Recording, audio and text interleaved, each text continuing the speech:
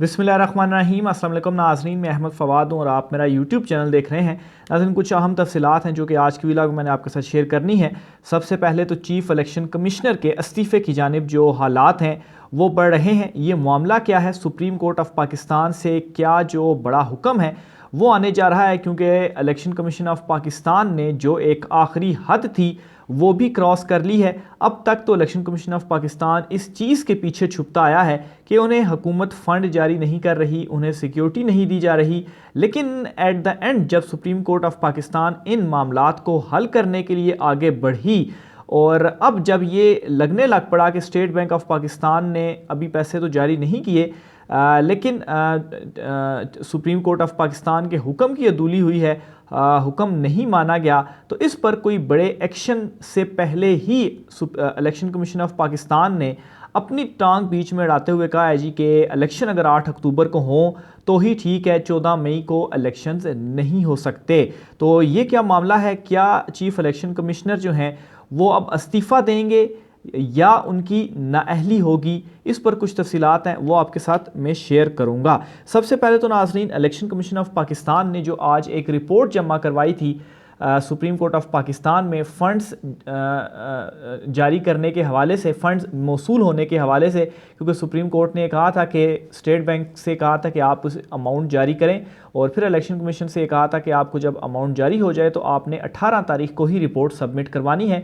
Report तो ये submit करवा दी गई कि हमें पैसे जारी नहीं किए गए और ज़राए से इस हवाले से इतनी मुख्तसर सी ही जो ख़बर थी वो चली और इस पर मैं तफसीलात गुज़श्ता व्लॉग में आपके सामने रख चुका हूँ। लेकिन अब ये जो तफसीली रिपोर्ट है, 18 सफ़ात पर मुश्तमिल ये तफसीली रिपोर्ट सामने आ गई है।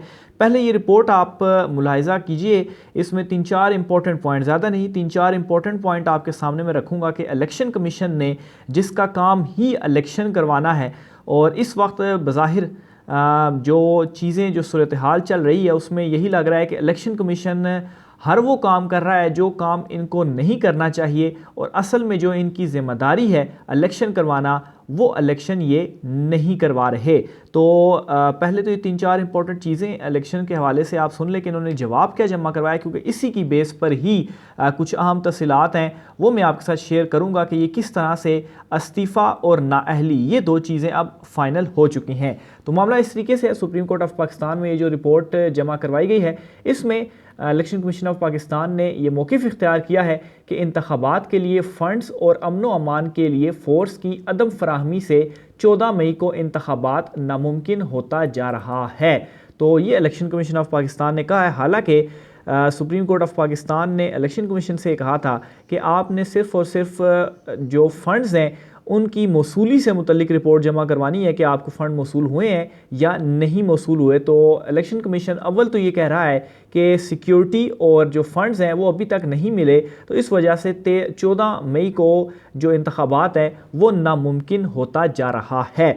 आगे सुनिए, वो ये कहते हैं, अच्छा अगर 14 मई को नामुमकिन होता जा रहा है तो इसका मतलब है कि 2-4 दिन, अगर 2-4 दिनों में फ़ंड जारी हो जाते हैं, सिक्योरिटी का मसला हल हो जाता है, तो 20 मई या 10 दिन और आप आगे कर लें। तो ये इस चीज़ के ऊपर भी इलेक्शन कमीशन नहीं आ रहा। इलेक्शन कमीशन 14 मई से सीधी जो छलांग लगा रहा है वो 8 अक्टूबर के ऊपर लगा रहा है। इसकी रीज़न क्या है ये भी मैं आगे चलकर बताता हूँ। पहले ये जो रिपोर्ट का दूसरा अहम नुकता है ये मैं आपके सामने रखता हूँ। मज़ीद इसमें कहा गया कि पंजाब में सिक्योरिटी के लिए 4,66,000 एहलकार जो है वो दरकार हैं। पाक आर्मी FC रेंजर्स के लिए वफाक को ख़त लिखा, लेकिन इस हवाले से हमें कोई जवाब नहीं दिया गया। तो तकरीबन 4.5 लाख से ज़ायद सिक्योरिटी एहलकारों की जो डिमांड है वो इलेक्शन कमीशन की जानिब से की गई है, सिर्फ़ और सिर्फ पंजाब में इंतखाबात के हवाले से। अच्छा, दूसरे नंबर पर अच्छा, ये अभी तो सुप्रीम कोर्ट ऑफ पाकिस्तान सिर्फ और सिर्फ फ़ंड्स वाला मामला हल कर रही है, सिक्योरिटी वाले मामले के ऊपर भी इन्होंने आना है।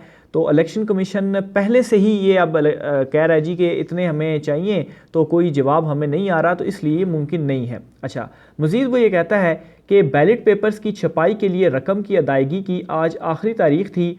तस्वीरों वाली इंतखाबी फहरिस्तों की छपाई पहले ही ताख़ीर का शिकार है। अच्छा, ये याद रखिएगा कि जो बैलेट पेपर्स की छपाई होती है ये सबसे एंड पे जाकर ये मरहला आता है, और जो अमाउंट ख़र्च की जाती है इलेक्शंस में वो भी जो ज़्यादा अमाउंट ख़र्च होती है। एक तो ये छपाई का सिलसिला जो होता है, और दूसरे नंबर पर जो अमला होता है जो इलेक्शन कंडक्ट करवा रहा होता है मुख्तलिफ पोलिंग स्टेशंस के अंदर, उनको जो उजरत दी जाती है उस मद में इलेक्शन कमीशन के पैसे जो है वो काफ़ी खर्च हो जाते हैं। तो ये वो प्रोसेसेस हैं जो कि आखिर में जाकर होने, और इलेक्शन कमीशन अभी से कह रहा है कि हमारे पास आज आखिरी तारीख थी ये पैसे देने की। तो आज आखिरी तारीख कैसे हो सकती है? अगर इलेक्शन मज़ीद थोड़ा सा आगे जाता है, 2-4 दिन, या फ़ंड आपको लेट मिलते हैं, तो वो पैसे जिससे भी छिपवाई की जानी है उसे 2-4 दिन लेट भी दिए जा सकते हैं। और ये हो सकता है कि अगर आप मज़ीद डिले करने का कहें तो 1 हफ़्ता मज़ीद डिले हो सकता है। ये नहीं हो सकता कि 8 अक्टूबर को हों। अच्छा, मज़ीद वो ये कहता है कि शफाफ और मुनसिफाना पुरअमन इंतखाबात के लिए इलेक्शन कमीशन की ये ज़िम्मेदारी है कि वो शफाफ और मुनसिफाना इंतखाबात और पुरअमन इंतखाबात करवाए, लेकिन ज़मीनी हक़ाइक़ के पस मंज़र 8 अक्टूबर इंतखाबात के लिए मुनासिब तारीख़ है। अब इलेक्शन कमीशन ऑफ पाकिस्तान का ये काम नहीं है कि वो ये प्रेडिक्ट करे कि ये जो तारीख़ है इलेक्शन की वो ठीक नहीं है। ये सिक्योरिटी इदारों का, हुकूमत का काम है, और हुकूमत चूँकि अपना काम इस वक्त कर नहीं रही, हठधर्मी के ऊपर अड़ी हुई है। सुप्रीम कोर्ट ऑफ पाकिस्तान में मामला गया है, तो सुप्रीम कोर्ट ऑफ पाकिस्तान का ये हुक्म सामने आया है। इलेक्शन कमीशन कहता है जी कि 8 तारीख को इंतखाबात, 8 अक्टूबर को इंतखाबात जो हैं वो मुनासिब डेट है, और अभी जो 14 मई वाली डेट है वो मुनासिब नहीं है। तो एक तो चीज़ ये कि ये इलेक्शन कमीशन कौन होता है और किस तरह से ये अंदाज़ा लगा सकता है कि अभी इंतखाबात नहीं हो सकते, और 8 अक्टूबर की जो तारीख़ है वो मौजू है, और 8 अक्टूबर को इलेक्शंस हो जाएंगे। तो इलेक्शन कमीशन ऑफ पाकिस्तान को ये चीज़ें किसने बताई, और वो ख़ुद से ये कैसे प्रेडिक्ट कर सकता है, हालांकि उनका काम जो है वो सिर्फ़ और सिर्फ इलेक्शन करवाना है। मज़ीद वो ये कहता है कि इलेक्शन कमीशन का मज़ीद कहना है कि अगर 8 अक्टूबर की तारीख पर अमल ना किया तो मुल्क में अनारकी का ख़दशा है। अब मुल्क में अनारकी का ख़दशा किस तरीके से है? एक तो 90 दिन की जो मुद्दत है उसमें आप ऑलरेडी उसको क्रॉस कर चुके हैं, आइन के ऊपर आपने इम्प्लीमेंट नहीं किया, और अब आप ये कह रहे हैं कि 8 अक्टूबर की जो तारीख़ है अगर उस दिन इलेक्शन ना हुए तो मुल्क में अनारकी का ख़दशा है। तो इलेक्शन कमीशन ऑफ पाकिस्तान को ये चीज़ें कौन बता रहा है? वो ख़ुद से ये कैसे सारी जो चीज़ें हैं वो प्रिडिक्ट कर रहे हैं कि नहीं, हमने इस तारीख को इलेक्शन करवाना है, इस तारीख को इलेक्शन नहीं करवाना। तो ये तो होगी इलेक्शन कमीशन ऑफ पाकिस्तान की रिपोर्ट।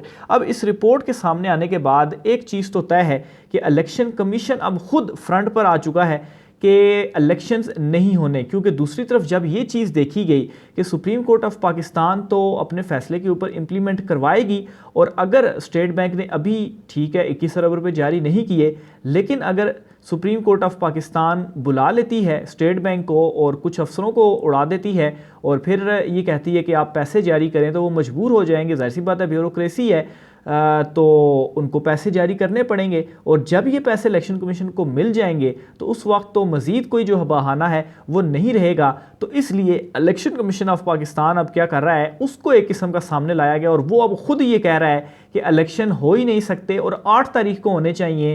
यानी कि एक किस्म की ये तड़ियाँ हुकूमत लगा रहा था, हुकूमत की जानिब से लगाई जा रही थी। इवन के वो तो बहुत ही बराह रास्त जजिस को तनकीद का निशाना बना रहे हैं, लेकिन इलेक्शन कमीशन अब ये कह रहा है कि नहीं, 14 मई को तो इलेक्शन ही नहीं हो सकते। हालांकि मुसलसल अब तक, यानी कि इस रिपोर्ट से पहले तक इलेक्शन कमीशन ऑफ पाकिस्तान का जो मौक़िफ़ रहा है, इवन के सुप्रीम कोर्ट ऑफ पाकिस्तान में भी, कि हम जो इलेक्शंस हैं वो करवाने के लिए तैयार हैं, बस हमें जो सहूलियात हैं यानी कि फ़ंड और जो सिक्योरिटी हैं वो हमें फ़राहम कर दी जाए, हम इलेक्शन के लिए तैयार हैं। लेकिन अब जब ये देखा कि इलेक्शन तो होने जा रहे हैं, तो अब इलेक्शन कमीशन ऑफ पाकिस्तान सामने आ गया कि नहीं, अब इलेक्शन नहीं हो सकते। अब क्या होगा अगर सुप्रीम कोर्ट ऑफ पाकिस्तान ये फ़ैसला दे देती है और फंड्स जारी हो जाते हैं, सिक्योरिटी का मसला हल हो जाता है, तो फिर इलेक्शन कमीशन ऑफ पाकिस्तान सामने आएगा कि नहीं जी, हमने तो इलेक्शन ही नहीं करवाने। तो उस सूरत में जो कुछ चीज़ें डिस्कस भी हुई, एक तो ये कि अगर इलेक्शन कमीशन ऑफ पाकिस्तान इस्तीफ़ा दे दें, ये चारों मेंबरान इस्तीफ़ा दे दें, तो मामलात को कुछ मज़ीद डिले किया जा सकता है। यानी कि इनका मकसद इस वक्त सिर्फ़ और सिर्फ ये किसी तरीके से सितंबर का महीना गुजारा जाए, अक्टूबर का महीना आ जाए, ताकि चीफ़ जस्टिस उमर अता बंदयाल साहब की जो रिटायरमेंट है वो हो जाए, और फिर उसके बाद जस्टिस काजी फ़ाइज़ ईसा जो चीफ़ जस्टिस बनेंगे सितंबर में ही, उनसे इनको बहुत ज़्यादा उम्मीदें हैं। तो बहरहाल इस सूरत में अगर ये आ जाते हैं election commission chief election commissioner का इस्तीफ़ा, तो मामलात को मज़ीद डिले किया जा सकता है। और फिर दूसरी तरफ अगर ये इस्तीफ़ा नहीं देते और बिल्कुल अपने इस स्टांस के ऊपर अड़े रहते हैं, तो फिर इलेक्शन कमीशन ऑफ पाकिस्तान भी सुप्रीम कोर्ट ऑफ पाकिस्तान के अहकामात ना मानने के ऊपर जो दूसरा एक ही ऑप्शन रह जाएगा वो होगा नाअहली, और इनको भी ओहदे से हटाए जाने के। अगर ये हुक्म अदूली करते हैं तो फिर और कोई जो ऑप्शन है वो नहीं है, क्योंकि सुप्रीम कोर्ट ऑफ पाकिस्तान डट गई है। और आज का ये जो जवाब इलेक्शन कमीशन की जानिब से सामने आया है, इस जवाब के आने के बाद अब ये कहा जा रहा है कि जो एक मुलाकात हुई थी अस्करी क़यादत की या अस्करी अफसरान की chief justice of Pakistan Umar Ata Bandial से, वो मुलाकात शायद कुछ कामयाब नहीं रही। इस वजह से ये जो जवाब आया है और इसमें ये जो कहा गया है कि अब इलेक्शन ही नहीं हो सकते, तो इस तरह की भी जो चीज़ें हैं वो इस वक्त कही जा रही हैं। दूसरी तरफ नाज़रीन, गुज़श्ता 2 महीने से जब से ये इलेक्शन वाला मैटर सामने आया है, सुप्रीम कोर्ट ऑफ पाकिस्तान में गया है, बहुत ज़्यादा दबाव डाला गया जजिस के ऊपर। इवन के media campaign, social media campaign, जलसों में जो जिस तरह की लैंग्वेज इनके अगेंस्ट इस्तेमाल की गई, लेकिन उसके बावजूद भी सुप्रीम कोर्ट ऑफ पाकिस्तान ने किसी तरह का भी दबाव लेने से इनकार किया। और आज चूँकि 19 तारीख, जब मैं व्लॉग रिकॉर्ड कर रहा हूँ तो 12 के बाद 19 तारीख हो गई है, तो डेट चूँकि चेंज हो गई है, तो आज सुप्रीम कोर्ट ऑफ पाकिस्तान इस जवाब के बाद कोई एक अहम हुक्म उनकी जानिब से आने जा रहा है। तो इस हवाले से देखते हैं कि सुप्रीम कोर्ट ऑफ पाकिस्तान अब कैसे अपनी जो रिट है वो मनवाता है। दूसरी तरफ नाज़रीन, कुछ मज़ीद डिटेल्स हैं वो भी मैं आपके साथ शेयर करता चलूँ। हुकूमती इत्तेहादियों का आज इजलास हुआ है और इस इजलास के अंदर क्या हुआ है इसकी तफसीलात आप सुन लें, इसकी अंदरूनी कहानी आप सुन लें। वाज़े जो फूट है वो सामने आ चुकी है। पीपल्स पार्टी और दीगर जमातें एक तरफ हैं, मौलाना फजल रहमान और मुस्लिम लीग नून एक तरफ हैं। इसी प्लेटफॉर्म से मैं आपको बताता आ रहा हूँ कि मौलाना फजल रहमान कहते हैं कि इलेक्शन होने ही नहीं चाहिए। पीपल्स पार्टी इलेक्शंस और मुज़ाकरात की तरफ जा रही है, जबकि नून लीग जो है वो डिवीज़न का शिकार है और वो मौलाना के साथ इस वक्त खड़ी हुई है। तो बहरहाल इस मीटिंग में भी यही चीज़ सामने आई है। डिटेल सुन लें तो ख़बर यह है कि वज़ीर-ए-आज़म शहबाज शरीफ की ज़ेर सदारत होने वाले इजलास में बिलावल भुट्टो जरदारी ने अपोजिशन से मुज़ाकरात के मामले पर इसरार किया। Muttahida Qaumi movement, Balochistan national party, Chaudhry Salik यानी कि काफ लीग, मोहसिन दावड़ और खालिद मिक्सी ने बिलावल भुट्टो के मुज़ाकरात के मौक़िफ़ की तायीद की। जबकि जो हुकूमती इत्तेहादियों के जो इजलास है इसमें जमीयत उलमा इस्लाम यानी कि JUI ने मुज़ाकरात से मुतल्लिक बिलावल भुट्टो के मौक़िफ़ की मुखालफत की। JUI ने इस मौके पर मौक़िफ़ इख्तियार किया कि इमरान खान कोई सियासी क़ुव्वत नहीं, डायलॉग की मुखालफत करते हैं।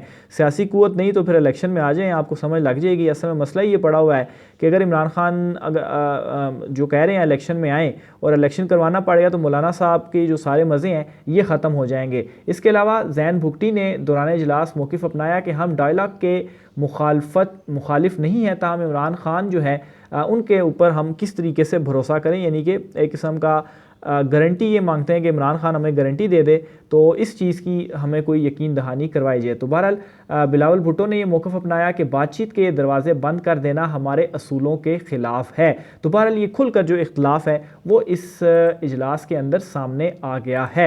दूसरी तरफ नाज़रीन, सुप्रीम कोर्ट ऑफ पाकिस्तान पर मज़ीद दबाव डालने के लिए एक और अहम कदम उठाया गया है और वो कदम यह है कि अब वज़ारत दिफ़ा बराह रास्त सामने आ गई है और उन्होंने सुप्रीम कोर्ट ऑफ पाकिस्तान में मुल्क भर में एक साथ एक ही दिन इंतखाबात करवाने के हवाले से दरख्वास्त दायर कर दी है। अब वज़ारत दिफ़ा कैसे कर सकती है? एज ए इंडिविजुअल तो आप कर सकते हैं, लेकिन पूरा इदारा, तो इससे तो एक मेलिफाइडी इंटेंट ज़ाहिर होती है कि अगर वज़ारत दिफ़ा ही कहता है एक दिन में करवाएं, तो जब आप वज़ारत दिफ़ा के थ्रू आप अस्करी हुकाम से या फ़ौज से सिक्योरिटी मांगेंगे तो वज़ारत दिफ़ा कैसे सिक्योरिटी देगा? तो वो तो खुद ही आ गया सामने के इलेक्शन 14 मई को नहीं होंगे। तो बहरहाल इस दरख्वास्त में ये कहा गया है कि मुल्क भर में एक साथ इंतखाबात का हुक्म दिया जाए और सुप्रीम कोर्ट पंजाब में इंतखाबात का हुक्म वापस ले। अदालत सिंध और बलूचिस्तान असम्बली की मुद्दत मुकम्मल होने पर इंतखाबात का हुक्म दे। इसके अलावा इस वक्त मुल्क में जारी सिक्योरिटी सूरत हाल के पेश नज़र सुप्रीम कोर्ट को 4 अप्रैल का फ़ैसला वापस लेना चाहिए। और दूसरी तरफ वज़ीर दिफ़ा ख्वाजा आसिफ ने कहा है कि बड़ी तादाद में सिक्योरिटी एहलकार बार बार इलेक्शन के लिए मोबिलाइज़ नहीं कर सकते, बेहतर होगा इलेक्शन एक ही दिन करवाए जाएँ।